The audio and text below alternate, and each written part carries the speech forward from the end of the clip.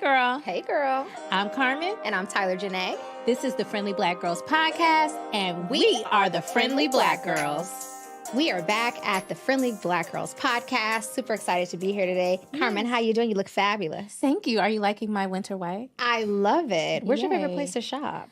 Girl, I hope the people don't get at me in the comments, but Fashion Nova. Well, Fashion Nova be hitting every single time. They never miss for me. So. Shoes, outfits, two-piece sets, all that good stuff. Yes, ma'am. So, how are you? I'm fabulous, actually. I'm still a Shein girl, trying to transition. Yeah. They're going to tear you up in the comments. I know. I'm working on it. Please suggest some place in the comments.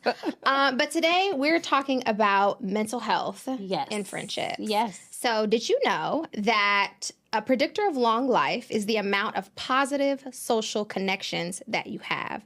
So I'm going to go ahead and play a quick video here. I would love to hear your thoughts. Okay. One predictor of a long life is the number of positive social connections that you have. Really? Yes. And I thought it's going to be exercise. It's going to be exercise on top because of my first book. But no, exercise is, 3 or 4 or 5. It is social connections. And it doesn't have to be that, girlfriend that you've had since 3rd grade. It can be positive interactions that you have with the barista at your coffee shop. Having that positive banter, giving them a little punch in the arm and they give it back to you. That counts, which I love thinking about that. I feel like we kind of knew that because we're a part of the Black Girl Social Club. Yes, so we clearly. know how important friendship is. But I feel like so many other people don't know that. So I'm glad that you played that clip. I often tell people when my father passed away, I feel like one of the reasons is because he didn't have a whole bunch of friends or he didn't have a community. Yeah. Like I lived in Atlanta. He was living in Virginia by himself. So I feel like if he would have had a larger friend group, maybe he would have lived a lot longer. Just somebody to tap him on the shoulder and be like, hey, what's up with you? Yeah. What's up with your health? That kind of thing. So yeah, I love that. Yeah, I love it too. And now we have a professional here with us today. How are you doing today, Miss Taylor? I'm amazing. Thank you. Good. We're super excited to have you here with us today as we get into the topic of mental health and friendships. So can you tell us a little bit more about yourself and how you got into the mental health industry? For sure. So how I got in is a whole nother story. I was initially going to do business. I was going to be working for a large bank, and then life changed. I became a therapist. I have a private practice focusing on helping people shift their attachment style from insecure to secure attachment.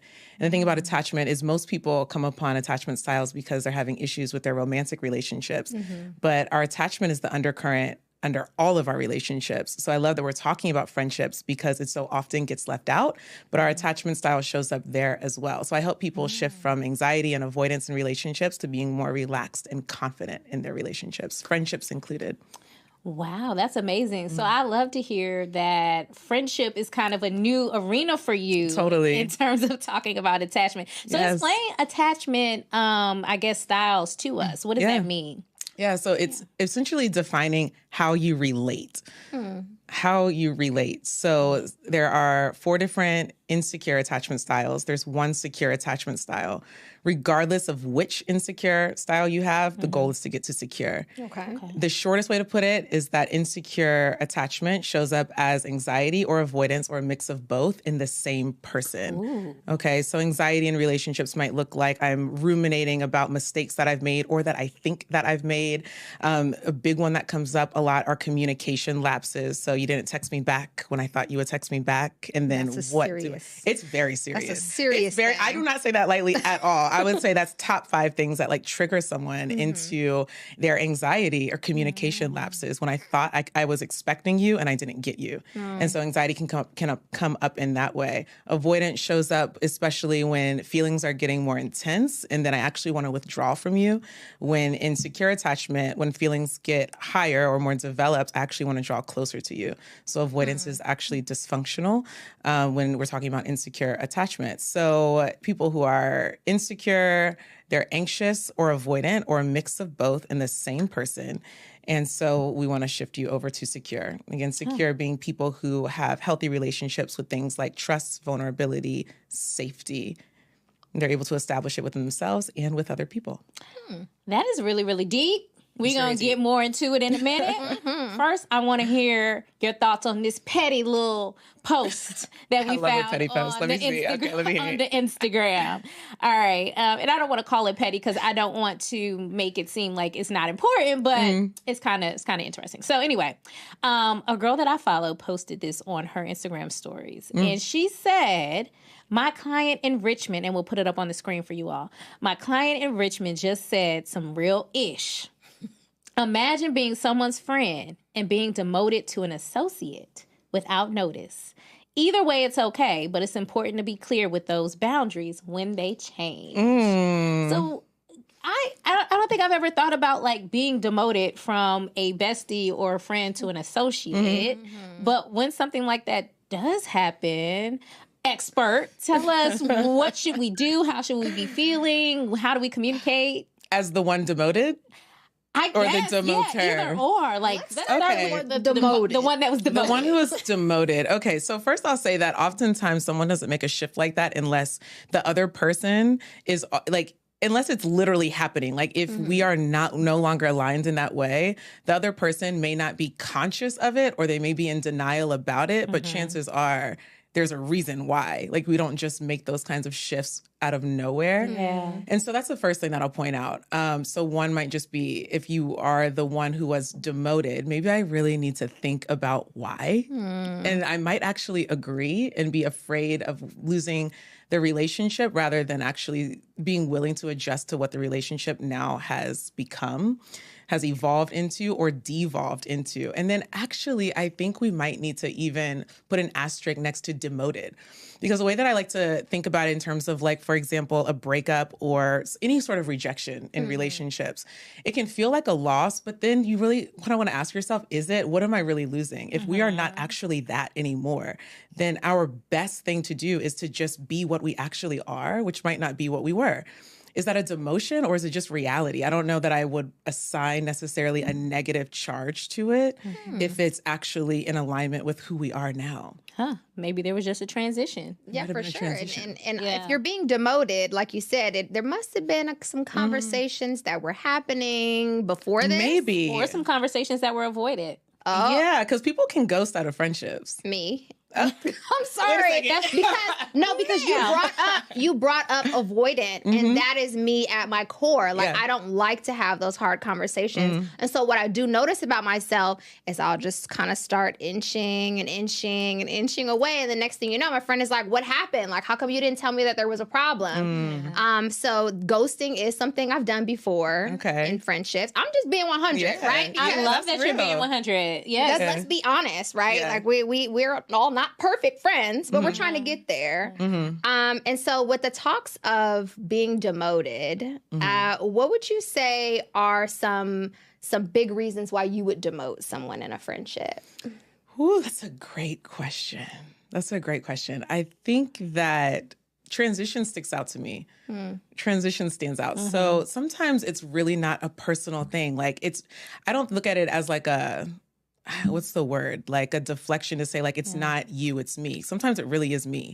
Where like, it's really not something personal I feel about you. I love you. I like you. I still want to find a way for us to be in relationship.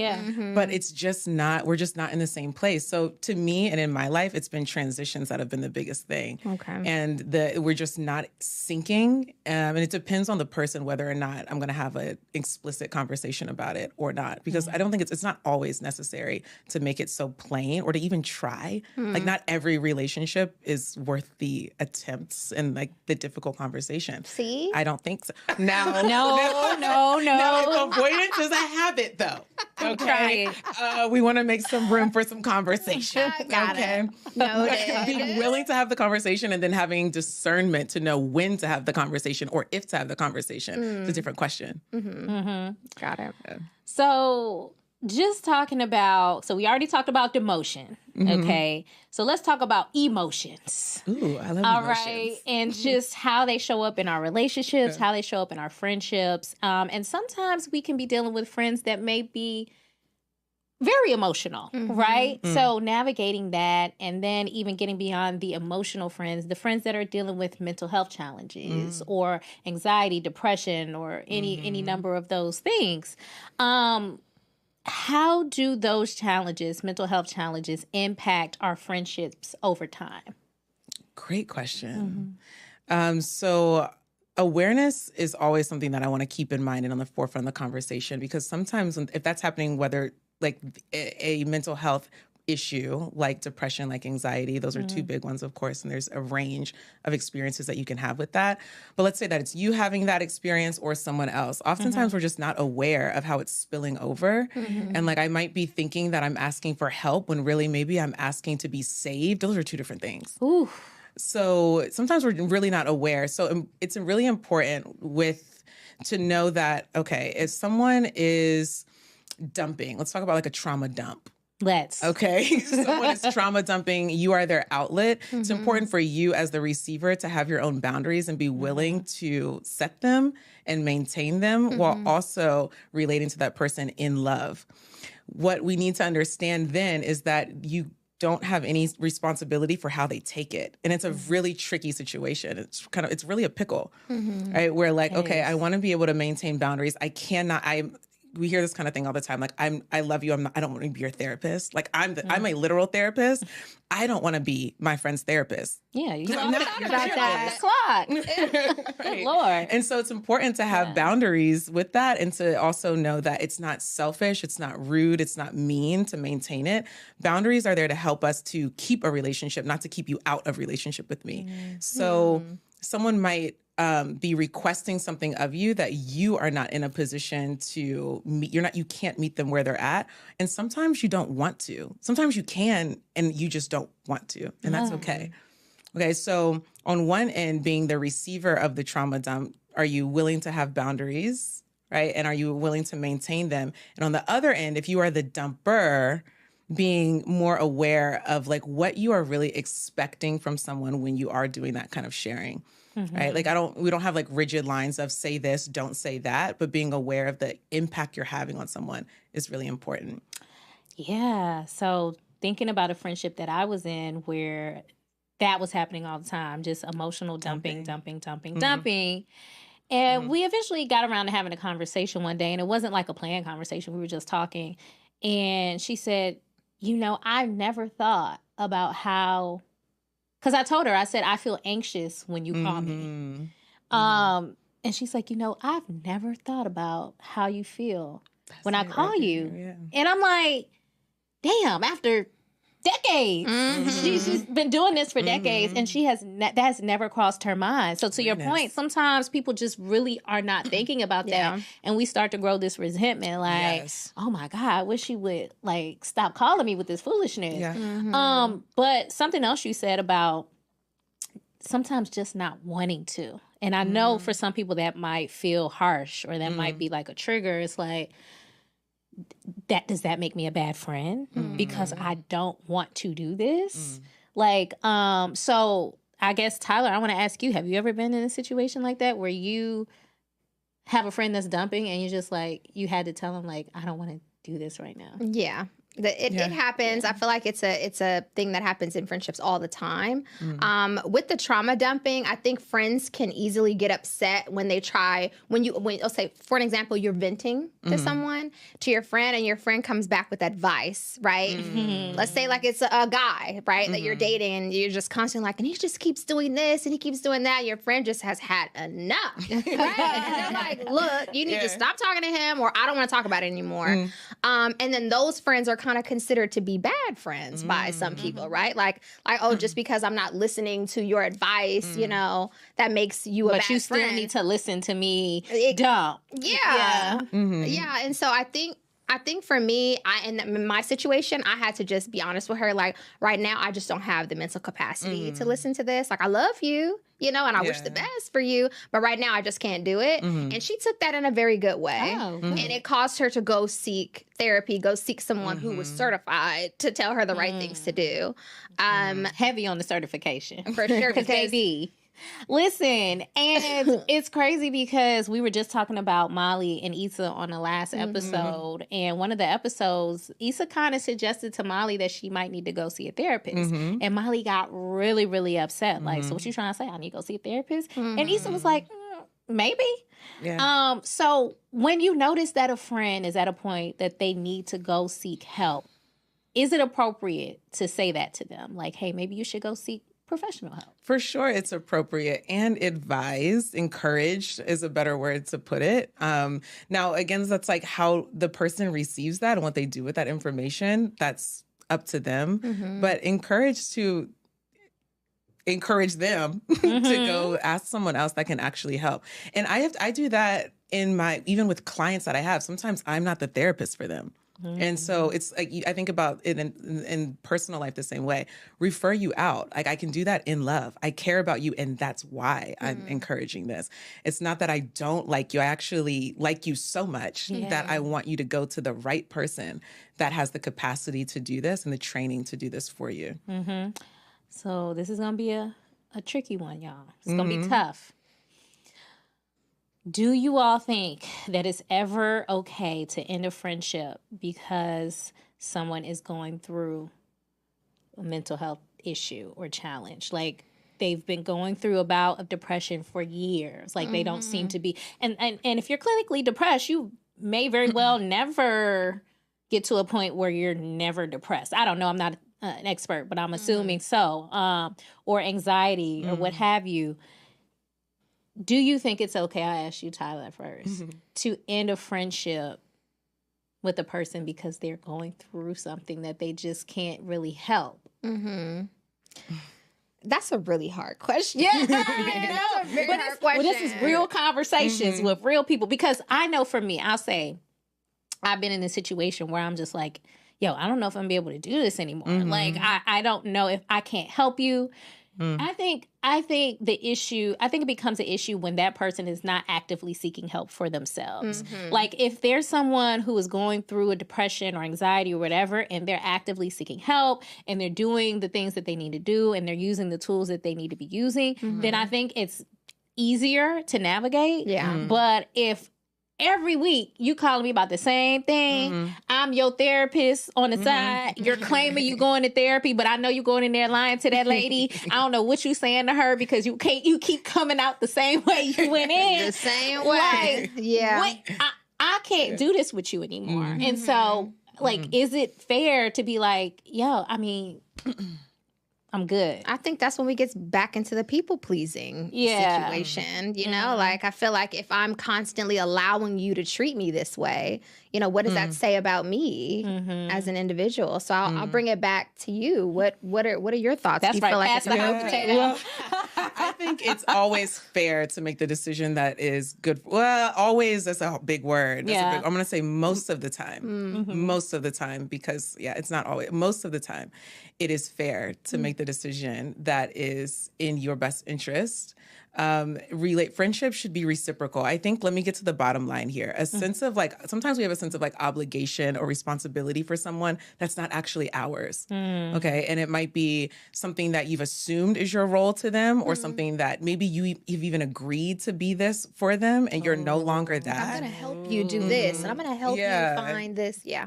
And now you've tapped out, or you're just not in a position to give that, or you just don't want to do that anymore, whatever it is.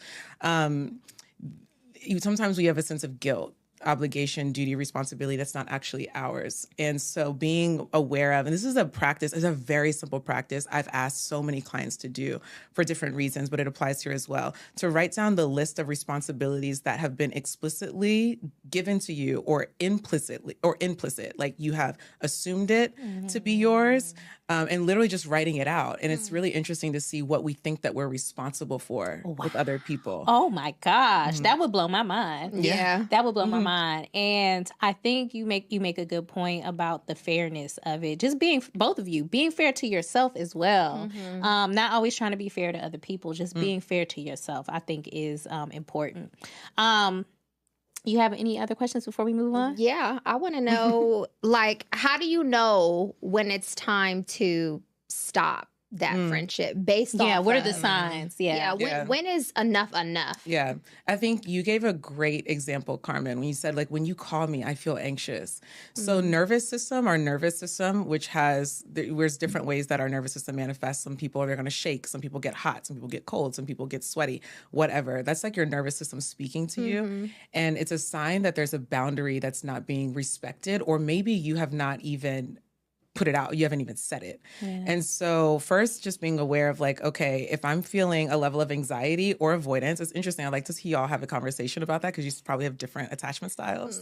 Not 100%. We'll have that to discuss. Okay, we'll talk about that another time. I'm going to pin that for a moment. So if I'm feeling like I have to avoid you, or I feel like I am compelled to respond to you even when I don't want to, those are signs that there's something that is out of whack. There's something that I'm doing or being asked to do that's out of alignment with really like my comfort zone, my needs, and what my needs are in this relationship. So that's a sign.